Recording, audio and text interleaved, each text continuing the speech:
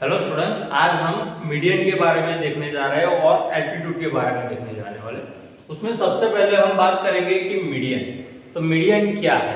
तो मैं यहाँ पे एक ट्रायंगल ड्रॉ कर रहा हूँ।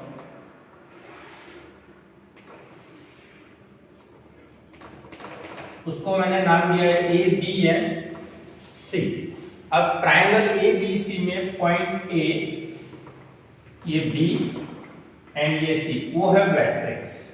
अब वेट्रिक्स ए जो है उसकी ऑपोजिट डायरेक्शन में एक साइड है, वो है BC। उसी तरह से B की ऑपोजिट साइड में है साइड AC, और पॉइंट C यानी कि वेट्रिक्स C की ऑपोजिट साइड है AD। तो यहां से अगर हम ये वेट्रिक्स से एक लाइन ड्रॉ करते हैं यहां, तो वो ऑपोजिट साइड को एक पॉइंट पे इंटरसेक्ट करेगी, टच करेगी। तो ये एक पॉइंट हुआ। उसी तरह से यहां से अगर हम देखें तो पॉइंट बी में से हम एक और ड्रॉ कर सकते हैं। उसी तरह से पॉइंट सी में से भी एक लाइन ड्रॉ हो सकती है। तो यहां से आप देखोगे कि पॉइंट वेट्रिक्स ए से मैंने ऑपोजिट साइड BC के ऊपर एक लाइन ड्रॉ किया है। तो वो ट्रायंगल को दो पार्ट्स में डिवाइड करते हैं, ट्रायंगल 1 एंड ट्रायंगल 2। तो ये जो लाइन है उसे मान लो कि मैंने यहाँ पे नाम दिया है M। तो AM जो है उसे हम बोलेंगे मीडियन। उसी तरह से यहाँ से B से यहाँ पे मैंने लिखा ये N, तो BN जो है वो मीडियन गिना जाएगा। उसी तरह से C से यहाँ पे MN, और उसके बाद मैंने यहाँ पे लिखा है O, तो CO जो है वो ट्रायंगल का मीडियन गिना जाएगा। तो यहाँ पे मीडियन का डेफिनेशन क्या लिखा हुआ है? A median of a triangle is a line segment, यानी कि मीडियन एक ट्रायंगल का ऐसा लाइन सेगमेंट है joining a vertex to the mid point of the opposite side. यानी कि ये जो पॉइंट वेट्रिक्स ये आया और ऑपोजिट डायरेक्शन का ये जो ऑपोजिट साइड का जो ये पॉइंट है वो है मिड पॉइंट, ये दोनों को ज्वाइंट करते हैं तो ये हमें लाइन सेगमेंट AM मिलता है। तो यहाँ पे a median of a triangle is a line segment joining a vertex to the mid point of the opposite side. तो यहाँ पे हमने ये ऑपोजिट साइड का मिड पॉइंट यहाँ पे M है, वर्टेक्स B की ऑपोजिट साइड है AC, तो उसका मिड पॉइंट है N, और वर्टेक्स C का ऑपोजिट साइड है AB, उसका मिड पॉइंट है O।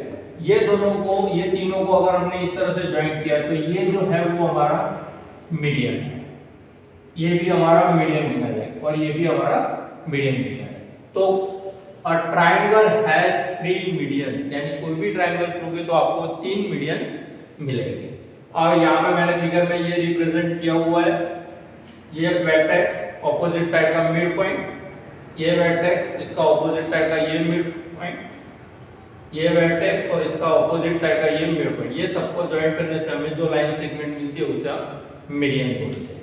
अब ये जो तीनों मीडियन है वो यहाँ पे इंटरसेक्ट करते हैं ये। तो the 3 medians always meet at a single point. ये तीनों मीडियन जो है वो एक ही पॉइंट पे मिलते हैं।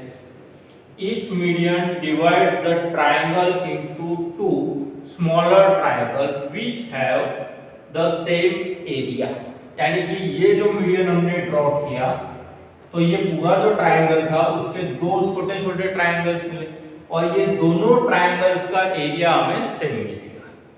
यहाँ पे ये ड्रॉ किया तो ये 1 और ये 2, तो ये दोनों ट्रायंगल का एरिया सेम मिलेगा।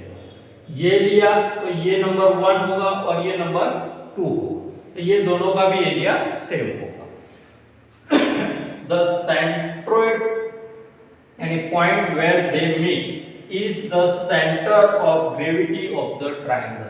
तो ये जो पॉइंट है यहाँ पे तीनों मीडियन जहाँ पे मिलते हैं उसे हम पॉइंट G बोलते हैं, जिसे सेंट्रोइड पॉइंट भी बोला जाता है। वो है the centroid is the centre of gravity of the triangle. तो ये बात हुई हमारी मीडियन की। अब हम बात करते हैं एल्टीट्यूड की। तो एल्टीट्यूड के लिए भी मेरे पास ऐसा ही एक चार्ट है।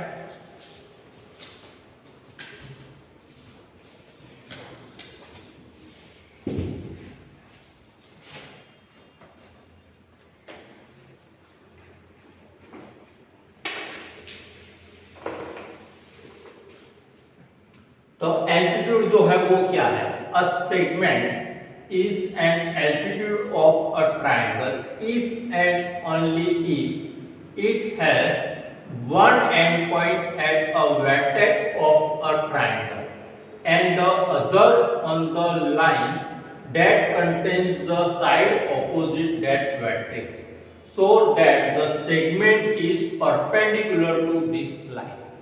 तो यहां पे भी मैं एक ट्राइंगल ड्रॉ कर रहा हूं ए बी एंड सी, और ये जो ट्राइंगल है वो हमारा एक्यूट एंगल ट्राइंगल है। तो यहाँ पे आप देखोगे कि ये जो है वो मैट्रिक्स ए गिना जाएगा, ये मैट्रिक्स बी और ये सी। तो यहाँ पे भी हमें ये आगे जो मीडियन में देखा उसी तरह का है, उसमें सिर्फ चेंज ये है कि यहाँ से हमने मीडियन में यहाँ से हमने लाइन ड्रॉ किया तो ये जो पॉइंट था वो ये साइड का मिड पॉइंट। यहाँ पे ऐसा नहीं है। A segment is an altitude of a triangle, यानी कि एक लाइन सेगमेंट जिसे हम एल्टीट्यूड बोल सकते हैं कब? if and only if it has one endpoint at a vertex of a triangle and the other on the line that contains the side opposite to that vertex so that the segment is perpendicular to this line. उसका मतलब क्या हुआ कि यहां से हमने ये line segment draw किया तो ये लाइन सेगमेंट BC के ऊपर आके रुका हुआ है, तो यहाँ पे जो एंगल बनेगा वो हमारा राइट एंगल होगा। तो इसे हम एल्टीट्यूड बोले। अब सपोज मान लो कि मैंने यहाँ पे लिखा है D, तो AD it is perpendicular to line segment BC। तो यहाँ पे हमें राइट एंगल मिलना चाहिए। उसी तरह से अगर मैंने यहाँ से ड्रॉ किया तो ये मेरा राइट एंगल होगा, यहाँ पे मैं लिख रहा हूं E। अगर मैंने यहां से लिया और ये मुझे राइट एंगल मिल रहा है, यहाँ पे मैंने लिखा है F। तो यहाँ पे आप देख सकते हो कि AD जो था वो BC को परपेंडिकुलर है। उसी तरह से BE it is perpendicular to AC हो जाएगा। उसी तरह से CF it is perpendicular to AB होता है। तो यहाँ पे मुझे 3 एल्टीट्यूड्स मिले हैं। तो यहाँ पे देखो आप altitude line segment from a vertex that intersect the opposite side at a right angle is called an altitude and any triangle has 3 altitudes. Triangles आप लोगे तो आपको 3 ट्राइंगल्स मिलेंगे। ये हमारा एक्यूट एंगल ट्राइंगल है, उसमें हमें 3 एल्टीट्यूड्स मिले हैं। अब ये मैंने यहाँ पे वो फिगर में रिप्रेजेंट किया हुआ है। अब हमारे पास है राइट एंगल ट्राइंगल, तो क्या होगा? यहाँ पे मैंने A, B एंड C लिखा है। तो यहाँ पे हमारे पास 3 मैट्रिक्स है, 1, 2 एंड 3।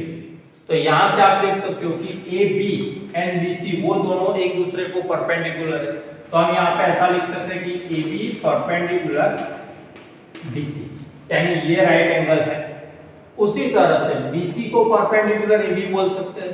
तो यहाँ पे हम लिख सकते हैं BC परपेंडिकुलर टू AB। और यहाँ से आप देखो तो आप B में से ये एल्टीट्यूड ड्रॉ किया, कहाँ पे आया? AB के ऊपर। AB में से परपेंडिकुलर ड्रॉ किया, कहाँ पे आया? BC के ऊपर।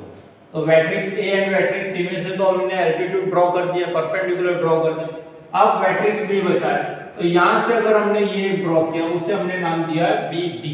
तो BD जो है वो ये साइड को परपेंडिकुलर है, यहाँ पे राइट एंगल बनता है। तो हम यहाँ पे लिख सकते हैं BD it is perpendicular to AC। तो यहाँ पे आप देखो कि BC, AB एंड AC तीनों साइड आ जाती है ट्राइंगल की। तो ये राइट एंगल ट्राइंगल के लिए भी हमें टोटल 3 एल्टीट्यूड्स मिले। अब हम बात करते हैं ऑब्ट्यूज एंगल ट्राइंगल, उसमें क्या होता है?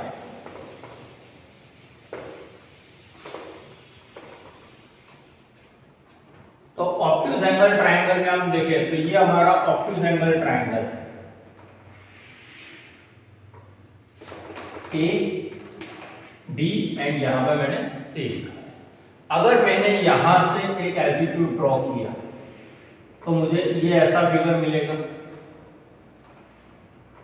तो यहाँ पे मुझे एल्टीट्यूड मिल रहा है, यानी कि लाइन सेगमेंट बीसी को मैंने थोड़ा एक्सटेंड किया यहाँ पे इस तरह, तो मुझे ये एल्टीट्यूड एक मिल गया। अब यहाँ से देखें तो ये मैट्रिक्स ए में से हमने एल्टीट्यूड ड्रॉ किया लाइन सेगमेंट बीसी के ऊपर, पॉइंट बी में से अगर मैंने ऐसे ड्रॉ किया तो ये मुझे एल्टीट्यूड मिल सकता है। यहाँ पे मैं डी, यहाँ पे मैं लिख रहा हूँ ई। अब उसी तरह से अगर मैंने मैट्रिक्स सी में से यहाँ पे ऐसे परपेंडिकुलर ड्रॉ किया और ये जो ए बी है साइड उसे मैंने एक्सटेंड किया है, तो यहाँ पे मुझे राइट एंगल मिल सकता है। यहाँ पे मैं लिख सकता हूँ एफ। तो यहाँ पे भी आप देखो तो ये एक पोर्शन है, एक ये है और ये पोर्शन, यहाँ पे हम एल्टीट्यूड ड्रॉ कर सकते हैं। तो ये जो था वो ऑब्ट्यूज एंगल ट्राइंगल में भी हमें 3 एल्टीट्यूड्स मिलते हैं, वो है सबसे पहला AD, it is perpendicular to ये BC गिना जाएगा। उसी तरह से BE, it is perpendicular to AC हो जाएगा। उसी तरह से ये CF, तो वो जो है वो लाइन सेगमेंट AB के ऊपर आएगा, तो यहाँ पर हम लिखेंगे CF, it is perpendicular to AB। तो यहाँ पे भी हमें AB, BC एंड AC तीनों ट्राइंगल्स, तीनों साइड्स मिल गई ट्राइंगल की, ये AB, BC एंड AC के ऊपर ही एल्टीट्यूड ड्रॉ किया हुआ है। तो ये हुई बात ऑब्ट्यूज एंगल ट्राइंगल में जो 3 एल्टीट्यूड्स हमें मिलते हैं वो, क्योंकि हमने यहाँ पे दिया हुआ है कि एनी ट्राइंगल हैज 3 एल्टीट्यूड।